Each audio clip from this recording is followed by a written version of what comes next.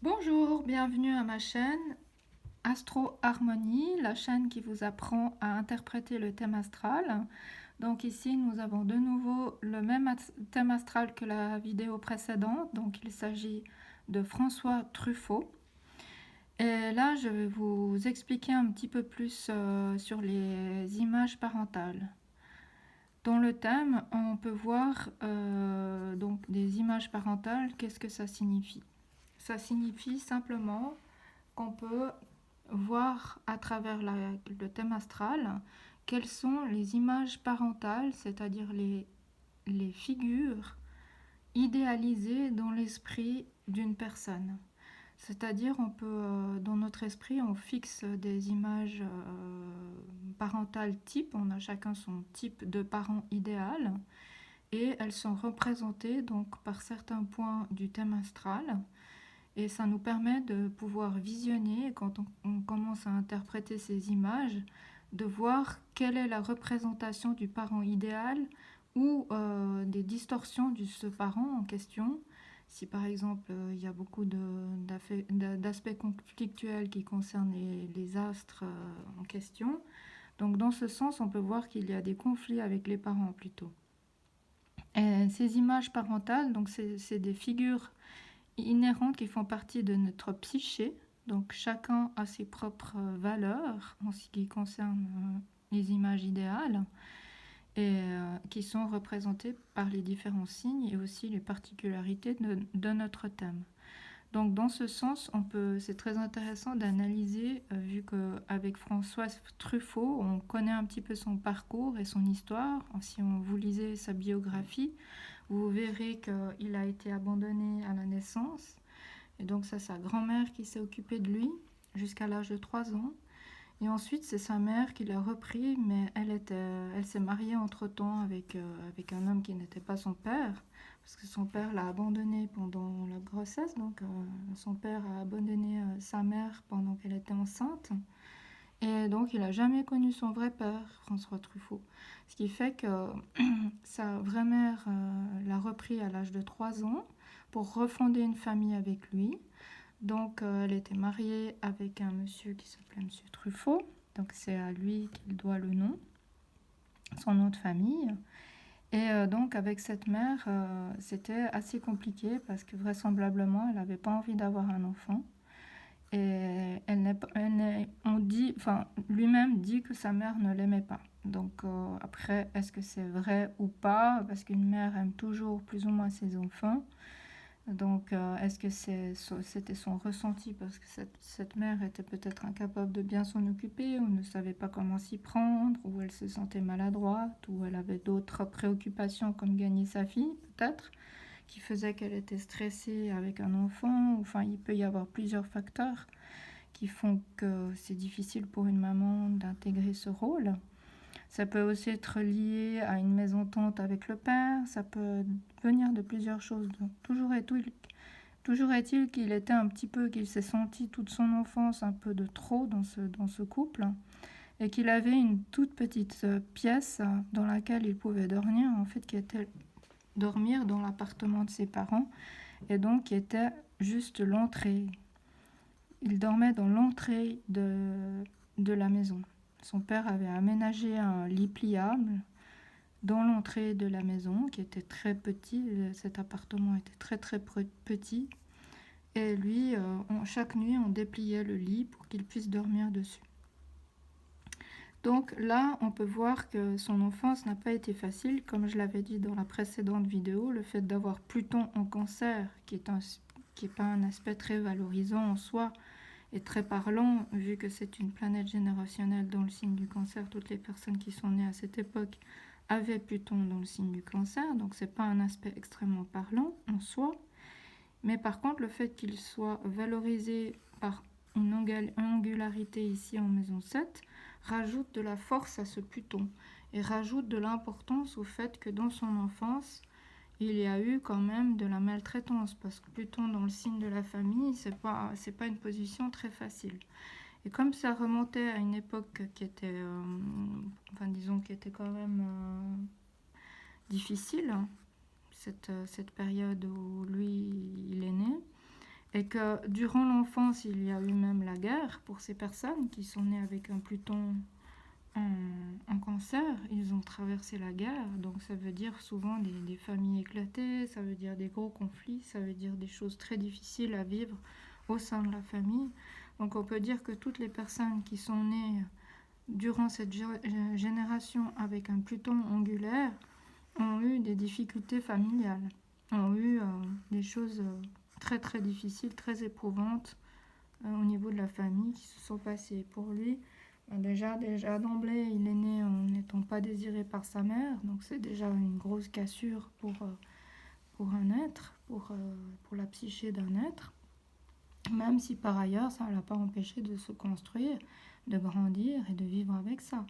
Donc après, il y a une forme de résilience, heureusement, avec Pluton, qui fait qu'on renaît de ses cendres. C'est un peu le phénix qui renaît de ses cendres, ici avec Pluton en cancer. Ça donne un petit peu cette image. De plus qu'il y a quand même un très beau Jupiter dans la maison 7 et encore un Neptune ici plus loin.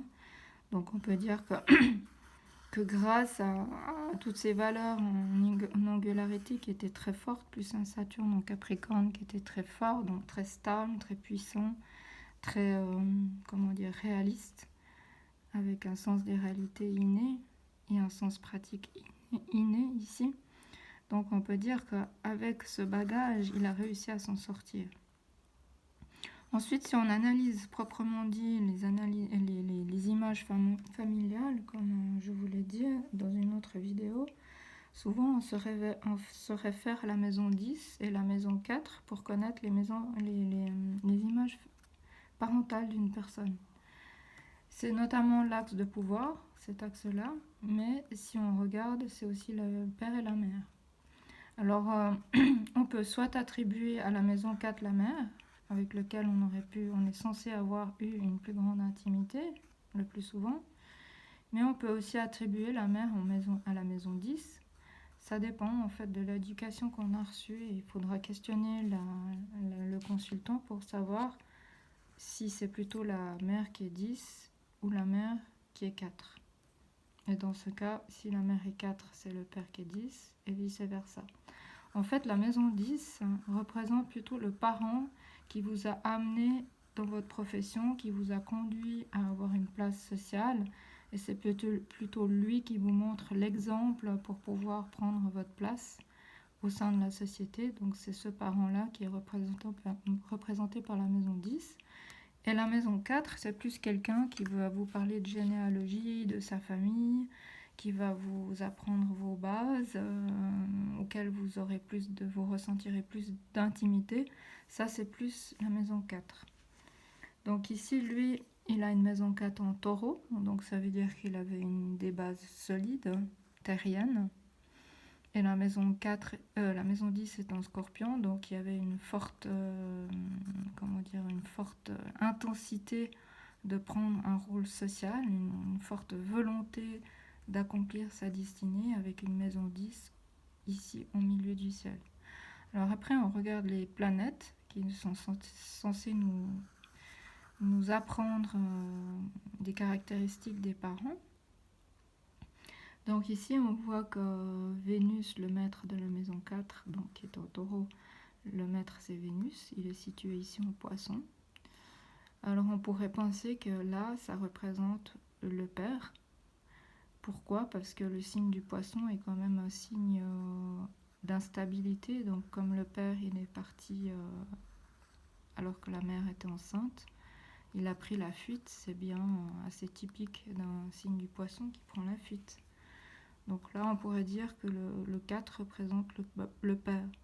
Donc il y a une grande ambivalence ici. C'est-à-dire qu'on recherche une stabilité matérielle, de créer ses bases dans des fondations solides, dans des propriétés solides, etc. Et en même temps, ça nous ramène au signe du poisson qui lui-même est en maison 2. Donc là, il y a une espèce de taureau, poisson et ensuite maison 2. Donc on revient à la case départ, mais c'est un mélange en fait de poisson, taureau. C'est-à-dire une stabilité qui est difficile à trouver et Voilà, donc il y a plus une connotation un petit peu comme ça dans cette maison 4. Ensuite, si on regarde le maître de la maison 10, donc Mars, on trouve qu'il est conjoint ici au Soleil et à la Lune. Donc là, ça nous repousse dans des images parentales très fortes ici, avec le Soleil et la Lune en même temps. Donc on pourrait dire qu'il y a un couple ici qui est très puissant, qui est réuni par le fait que Mars se trouve juste au milieu. Et donc il est conjoint à ces deux astres. Donc ici, on peut dire qu'il y a une forte valeur d'image parentale dans la psyché de François Truffaut et qui sont valorisées par le maître de 10, donc Mars, qui se trouve ici. Et là, on peut dire qu'il y a quelque chose de très puissant, de très énergique, de très martien, de très guerrier, de très conflictuel, qui se trouve ici dans cette maison 1 et qui forme comme un couple. Donc on pourrait dire effectivement qu'il y avait un couple, père, mère, qui était un petit peu en conflit, qui avait un comportement assez agressif l'un envers l'autre. On pourrait dire qu'il y avait des tensions, que lui-même a ressenti ces tensions et que ces tensions lui étaient peut-être adressées aussi en même temps. Donc il a ressenti en tout cas l'ambiance de sa famille comme quelque chose de pas très facile, où il ne s'est pas senti accueilli. Et effectivement, comme c'est déjà aussi quand même carré au milieu du ciel, cette configuration elle est en plus carrée au milieu du ciel, donc c'est quelque chose qui n'était pas facile comme position à prendre au sein de sa famille. Et ces images parentales étaient en quelque sorte en lutte entre elles. Donc là, on voit aussi qu'il y a une opposition à Jupiter, Jupiter forme également un carré avec le milieu du ciel. Donc tout ce qui est en opposition avec Jupiter, comme ça, il y a une sorte de conflit. Il y a une sorte non, pas conflit, je veux dire, il y a une sorte d'amplification du problème, en fait. Amplification de l'agressivité, avec un Mars opposée à Jupiter, ça donne souvent beaucoup d'énergie, mais parfois elle est mal gérée et elle peut être explosive. Donc là, avec Jupiter, ça donne de temps en temps un mauvais dosage en fait de son énergie et ça peut donner lieu à des fortes colères qui surgissent brusquement et puis ensuite qui retombent. Ça peut aussi être une mauvaise volonté, ça peut être aussi une malveillance, une envie de nuire à l'autre, parce que Jupiter, c'est la planète de la bienveillance. Donc quand elle est comme ça en conflit avec Mars, ça peut donner un mauvais caractère, quelqu'un qui est rebelle, conflictuel, colérique, etc. Donc voilà, ça donne un petit peu un côté comme ça. Et ça amplifie aussi ce côté quand même d'image parentale, soleil-lune. Ça amplifie l'importance en fait de ce conflit qu'il y avait avec les parents. Donc là, il y a un positionnement de rébellion qui peut être noté par ces images parentales ici. Après, on peut regarder dans le détail quelles sont les maisons qui sont gouvernées par Mars, par le Soleil et par la Lune. Donc on voit qu'on a ici la maison 3 en Bélier. Ensuite, dans le signe du Lion, on n'a pas de maison, on n'a pas de cuspide, on a juste une planète qui est Jupiter. Donc on va dire que le Soleil est lié à Jupiter, que Mars est lié à la maison 3 et Uranus et la Lune noire, et que la Lune est liée à la maison 7 et Pluton. Donc là, on voit bien que les images parentales, quand il s'agit de la Lune, on arrive donc justement de nouveau à ce signe du Cancer qui est situé en maison 7 et habité par Pluton. Donc on voit bien que cette mère, elle était un peu dans le rejet de sa progéniture, de sa maternité, de son côté mère, et qu'elle avait certainement un conflit vis-à-vis de ça. En plus, située dans le signe du Verseau, en maison 1, c'est quelque chose qu'il a construit